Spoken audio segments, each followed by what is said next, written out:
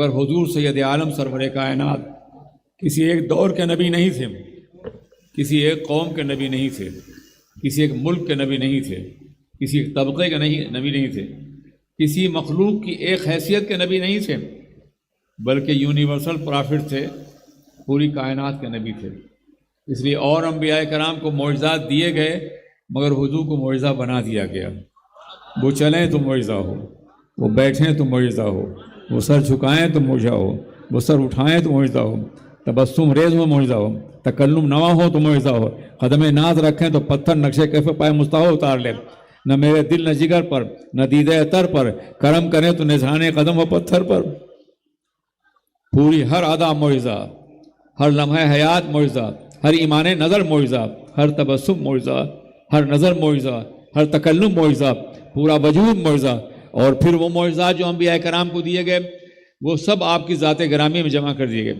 بلا شبہ جناب عیسیٰ علیہ السلام مردوں کو زندہ کرتے تھے، مگر مردوں میں پہلے بھی لائف موجود تھی، دوبارہ لوٹا دیا انہوں نے۔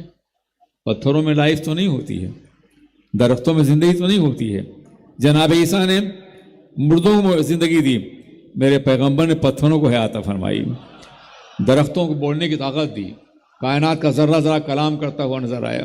عزیزان میرے اسلامیہ، جناب موسیٰ علیہ السلام نے اپنے عصا کے ذریعے سے انقلاب برپا کیا، مگر سرکار کے مقدس عصا نے امت مسلمہ کو نہیں پوری کائنات کو سہارا دیا۔ میرے عزیز ساتھیوں، میرے دوستو، جناب نوح علیہ السلام نے کشتی چلائی، کشتی چلتی بنتی ہے چلنے کے لیے، مگر حضور نے اشارہ فرمایا تو پتھر جو ڈوب جانے کے لیے ہوتا ہے وہ سطح آپ پہ تیرتے ہوئے قدموں کو بوسہ دیتا ہوا نظر آتا ہے۔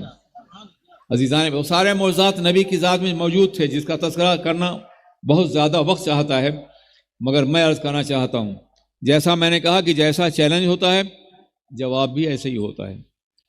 اس زمانے کا انسان خلاؤں میں پرواز نہیں کرتا تھا، آج کا انسان خلاؤں میں پرواز کر رہا ہے۔ تو پیغمبر اعظم کو معراج کا موضوع دے کر کے بتایا گیا، تم جہاں جہاں جاؤ گے وہاں نقشے کفِ پائے مصطفیٰ نظر آئے گا۔ یہ معجزہ بھی سرور کائنات کی مقدس حیات طیبہ کا ہے۔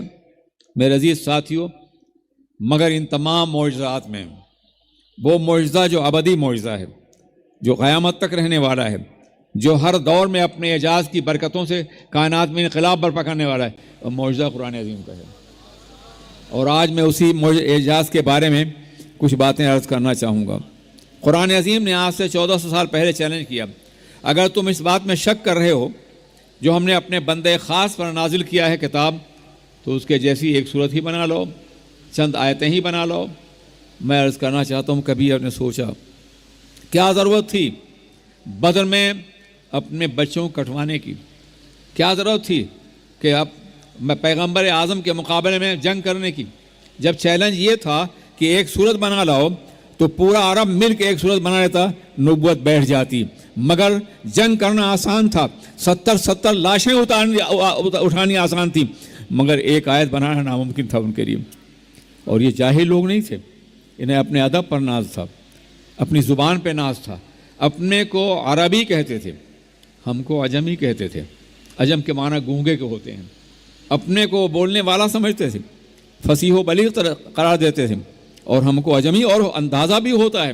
اگر کبھی آپ نصوص ادبیہ کو پڑھیے، ادب جاہلی کو پڑھیے، اسلام سے پہلے کے ادب کو پڑھیے، تو آپ کو حیرت ہوگی۔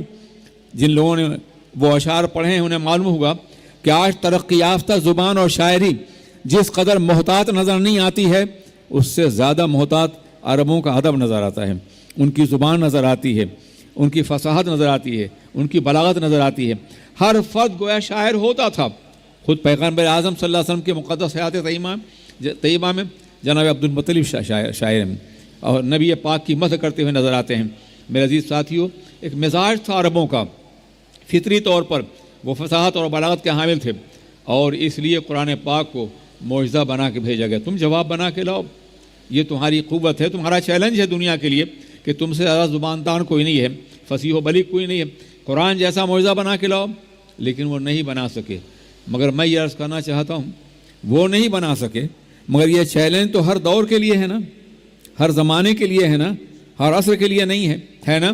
تو اگر ہر زمانے کے لیے ہے اور آج بھی ہے، تو جو اسلام کی مخالفت کرتے ہیں، ہزاروں کتابیں لکھتے ہیں، اورینٹلسٹ ہیں، دشمنان اسلام ہیں، وہ جواب دیتے ہیں، لیکن آج تک کوئی جرأت نہیں کر سکا ہے، واللہ العظیم آج تک کوئی جرأت نہیں کر سکا ہے کہ قرآن پاک کا جواب تیار کر سکے. اور جنہوں نے کوششیں کی ہیں انہوں نے خود اپنی کوششوں پہ اپنا تمسخر خود اڑایا ہے. اس کا وقت ہوتا تو میں تفصیل سے بتاتا. پھر میں یہ عرض کرنا چاہتا ہوں، زبان کا مزاج یہ ہے کہ ہر صدی میں نہیں، ہر 50 سال میں بدلتی رہتی ہے. لب و لہجہ بدلتا ہے، اسلوب بدلتا ہے، لغتیں بدلتی ہیں، آداب بدلتے ہیں، تحریریں بدلتی ہیں، مزاج بدلتا ہے، شعر و سخن کی ادائیں بدلتی ہیں، سب کچھ تبدیل ہو جاتا ہے. غالب کے دور کی اردو اگر آج پڑھی جائے تو آپ اکتا جائیں گے. میر اگر یہ کہتا ہوا نظر آئے کہ سرحانے میر کے آہستہ بولو، ابھی ٹک روتے روتے سو گیا ہے، تو آپ ٹک چلے جائیں گے یہاں سے نکل کر کے. وہ سب متروک ہو چکے ہیں. زبان متروک ہوتی ہے. 1400 سال کا طویل زمانہ گزر گیا، ایک لفظ متروک نہیں ہو سکا قرآن عظیم کے اندر. آج بھی اتنا فصیح و بلیغ ہے جتنا کہ 1400 سال پہلے تھا، جتنا کہ ہر دور میں تھا. کلام الہی ہے، کلام الہی کبھی متروک نہیں ہو سکتا ہے. وہ ہر دور کی فصاحت کو سنبھالے ہوئے ہے، ہر دور کی بلاغت کو. مجھے یاد ہے کہ طٰہٰ حسین جو بہت کم سے قریب تھے، بہت بڑے ادیب. طٰہٰ حسین قرآن پاک پڑھنے والے نہیں تھے، ان کو دنیاوی ادب سے آشنائی تھی. مگر جب قرآن پڑھا تو انہوں نے کہا ہم دنیا کے ہر ادب کو 2 حصوں پہ تقسیم کرتے ہیں، ادب قدیم اور ادب جدید. مگر جب ہم قرآن کو پڑھتے ہیں تو ہمیں حیرت ہوتی ہے، ہمیں عربی کے 3 اسلوب ماننے پڑیں گے، ادب جدید، ادب قدیم اور ادب قرآن جو ہر دور میں جدید ہے، ہر دور میں قدیم ہے. یہ طٰہٰ حسین کہتا ہوا نظر آ رہا ہے، جو کسی درسگاہ کا فارغ نہیں تھا بلکہ ماڈرن انسان تھا، مگر قرآن پاک کی عظمت کا اعتراف کرتا ہوا نظر آتا ہے.